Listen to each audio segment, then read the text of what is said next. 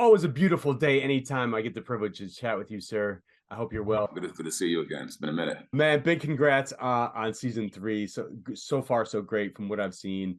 I am disappointed you aren't going like 10, 15, 20 seasons like we once discussed. Building up to the scenes where Bobby and I are having the Zoom interviews about this series, but No, I'll take what I can get. It's a amazing 3 seasons. Uh, what's got you excited about season three? what I'm excited about is the way we're telling the story.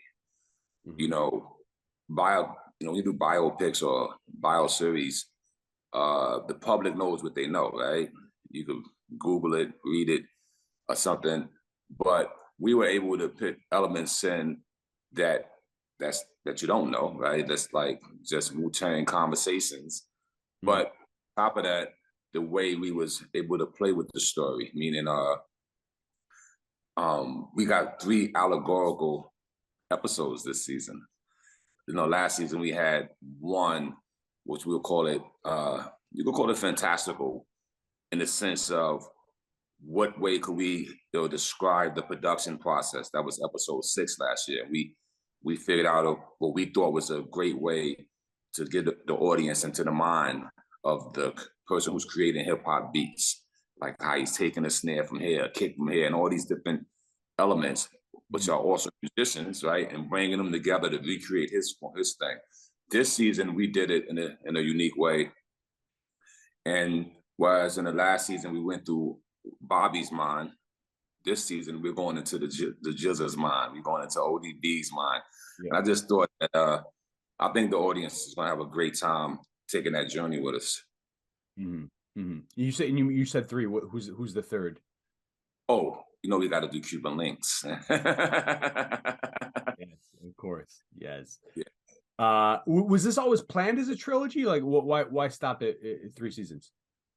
Well, in the original, then you never know with TV, right? We actually thought we would do one season, right? Just in the capacity of it being first, a limited TV series event, which are 10 episodes, versus the 2-hour movie, which most biopics has, right? Right. I knew that 2 hours wasn't enough time to tell the Wu-Tang story. And you got to think about our show is greenlit.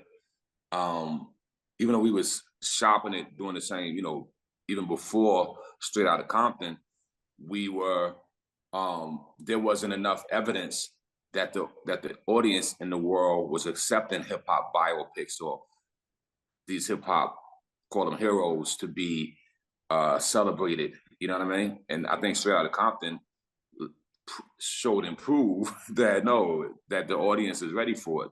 Mm-hmm. And then, so when we started talking about Wu-Tang, people was like, let's do a movie, let's do a movie, let's do a movie. And I was like, nah, a movie won't do it. It's too much story here, and there's too many of us that we got to put this the lens on. So 10 episodes I thought would be great. Mm-hmm. But as we was doing it, and 10 episodes is actually not a good format in today's TV, right? It's like almost, so we left it open. And when we finished season 2, we said, well, should we, go one more time, as we was writing it. And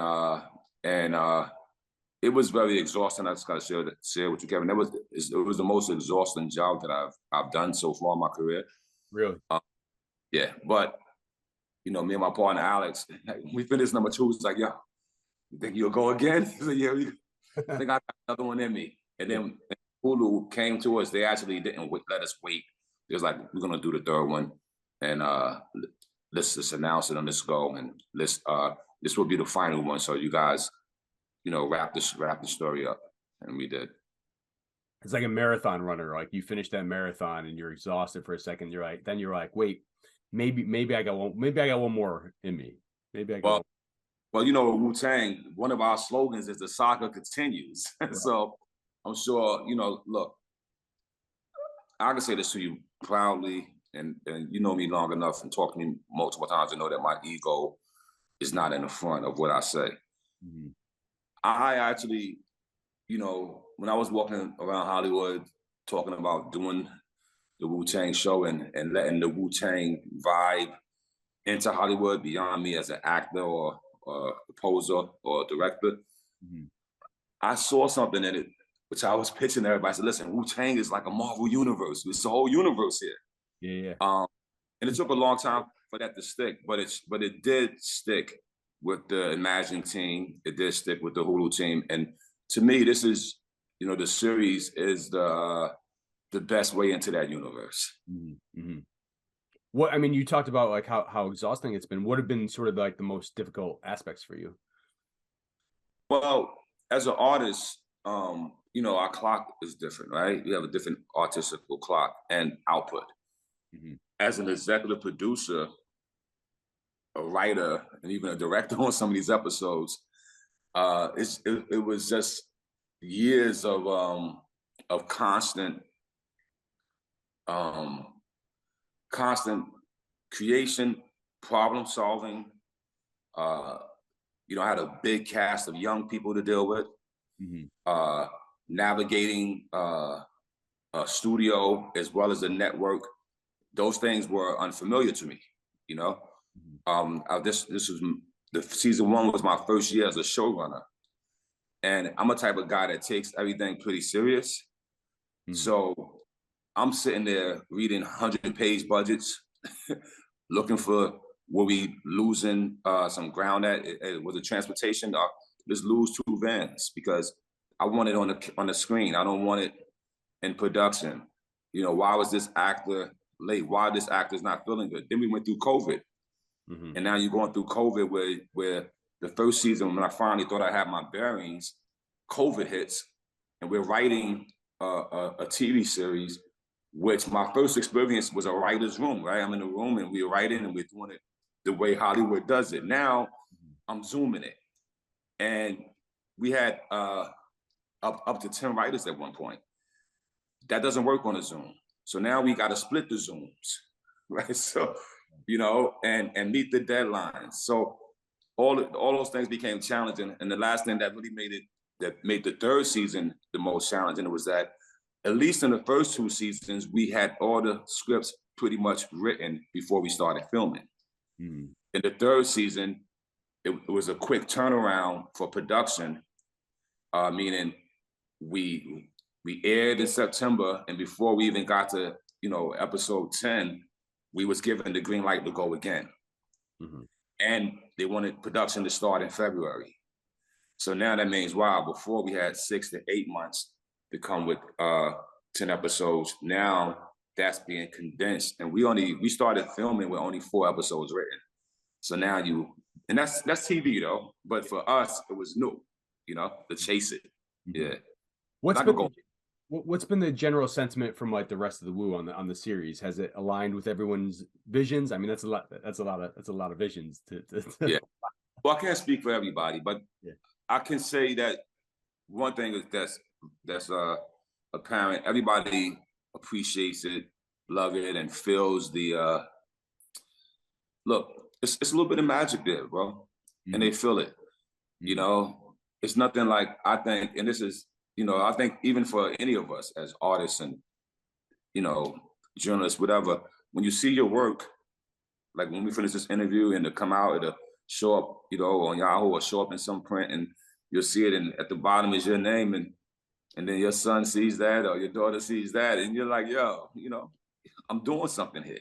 So I That's think I think everybody is grateful, and it's a very gratifying feeling to know that your story. Some of us have lost our moms, and yet there's presence of our moms in the stories. There's Mhm. presence or interpretation of friends that we lost, and tragedies that we've been through, Mhm. and joys that we've been through. All of that has been recaptured in a way that uh, that as I would say, as one of the Wu brothers told me, like, yo, this shit is legendary and inspiring.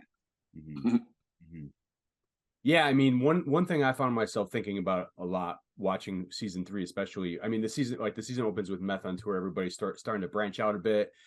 You're kind of always the glue holding it together. But I mean, it's one of the most amazing things about Wu is the perseverance as a unit. I mean, I could name like half a dozen groups with only 2 or 3 members that didn't like stay together or release music for a long period of time, despite like decades of fans clamoring. Like, to what do you credit Wu remaining sort of one team and never wavering after all these years, even even as times change, life was strange. I think there's a common denominator with us, which is the root of where we all come from. We know where we come from, and we know that no matter how much success or growth we get individually, Wu-Tang is that foundation. We also made a promise that we grew up in a generation where your word was your bond, you know? Mm. And it was a promise that, yo, if the Wu back go up, if I we call it a phoenix. People don't know. People always say, what is that W? The W is actually a phoenix. You know what I mean? That's the inspiration for something that will always rise back up from the ashes. Mm-hmm. And even when the point came where a lot of the members had grown into their own success and got their own managers and got prevalent in our business, they wanted releases from the Wu-Tang production so they could start their production companies and they could build their lives and their dreams, right? And I gave that to them, right? And it was only one condition, and the condition wasn't a new condition. It was the same thing we said in the beginning. Yo, when that Wu sign goes up, everybody got to come back to the table, man, because it's bigger than us. And I think everybody has kept their word with that. It's the bat signal. Yeah. Bat signal. I mean, I want to talk. You mentioned generation. I want to talk about this for a second because real hip hop heads will look back on that time, that era, and say that was in the thick of the quote unquote golden age or golden era of rap. Like, everybody's talking about the good old days, right? Do you believe in that concept of the golden era, especially someone who's been producing great music ever since? I gotta agree with it in the sense that throughout music genres, we've always found a way to classify that. So rock has one, soul has one, right? So everybody has one, and I think hip hop has one as well. And I would say it is the '90s because in the beginning of something, it's new to the world. It's growing, and not just that. The most important thing I think the '90s gave us was the variety of substance. There's probably way more hip hop artists now. Right. It's not a variety of hip hop substance. I mean, this was depicted in season 2, but I mean, big anniversary this year. We're coming up now on one of the most iconic days in hip hop history, talking about the genre at large. November 9th, 93. It was the release of both Enter the Wu and Midnight Marauders. What do you remember about that day? For us, it was just a proud day, to have your album, come out. New York City accepting us, was a big party, and a lot of celebrities that we, admired or wanted to be in their position showed up to this party. Tribe Called Quest, Q-Tip and I known each other since high school. Him and ODB got a lot of great history together, and here we are on the same day. And even though we weren't as big as Tribe at that moment, they were, already a gold act headed to platinum, and we were a new act. You know what I mean? But that day still was serendipitous because it still sparked a movement in hip hop and a moment in hip hop, to whereas you had this Tribe Called Quest, one of your favorite East Coast groups coming out big and dropping some bombs. I think you might have Snoop as well with on the West Coast with something big. And then you also have this new thing happening. You know what I mean? And so I remember that time. I remember being in the van with our brothers, going different places, whether it was radio stations or record stores, and get ready for the party. And us having the tapes of the other heroes, right? Tribe and Snoop and all that. Yeah. And you never know who, because when you go to the record, back in those days, you go to an in-store and you also buy a few, you know what I mean? And you get back in the van and somebody's throwing it in and you're checking it and you're listening. Somebody's offended. And I just remember that, for me, it was like, put our tape in. Like we got 1-2, put our shit in, boom. You know what I mean? Yeah. You've had the Hulu series, the doc, some books recently. Like what's next in the WCU, the Wu Cinematic Universe? Any uncompleted missions? Yeah, well, me and my partner Alex C and the Imagine team, we're talking about what to do next. Just first, most importantly, was just for the once we finish the season and it was just really to take a chill pill. So I've been taking a chill pill for the last maybe 25, 30 days. I'm back into this little press run, and once I finish the press run, I think I'll be ready to figure out what I want to do next. So I haven't put my finger on it yet. Mm-hmm. How much are you guys as a unit in communication, like on the regular these days? Is there an official Wu-Tang text chain? We have what is called it's bi-weekly now. Sometimes it's monthly, and when it's something that's important, it's weekly. We have Wu conference calls or Zooms now, right? So yo, a Wu Zoom is hilarious. You should have seen the one when we all was on for the New York State of Mind tour. Yeah. And we always, and Nas on the Zoom too, right? So it's just the cool thing when you see all these voices and everybody talking and all the yo and all that shit. Is like it is fun. I'd love to be a fly on the Zoom.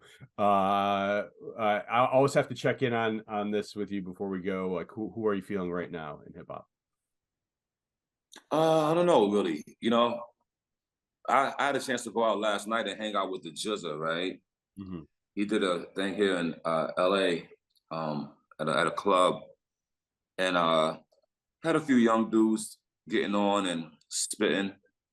But I've kind of, like I said, since I finished the show, I kind of been ear numb.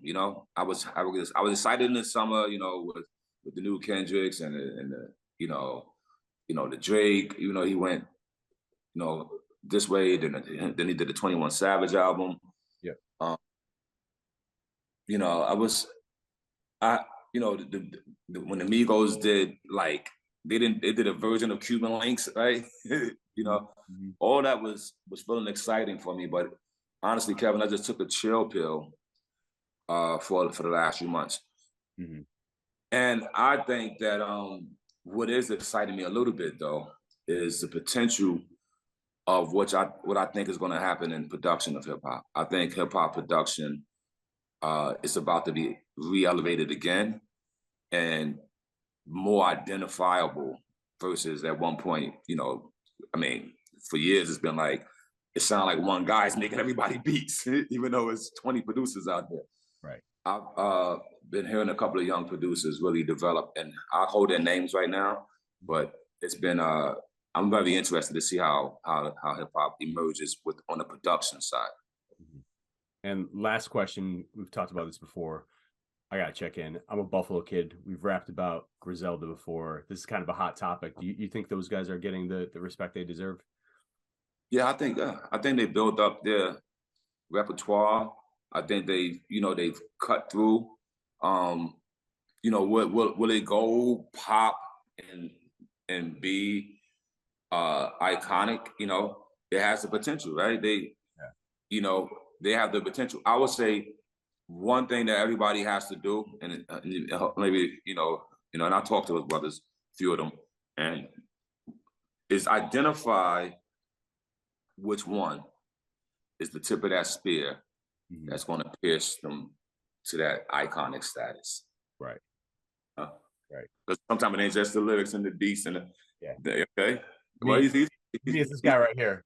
He's on it. It's Benny. It's Benny. Yeah, he's on it. So I think if he and he's in the best place to do it. He's on Def Jam, right? Yep. Place to do it. So look forward to see if he figures that formula out, and if so, another fucking legacy in hip hop is created. Oh yes.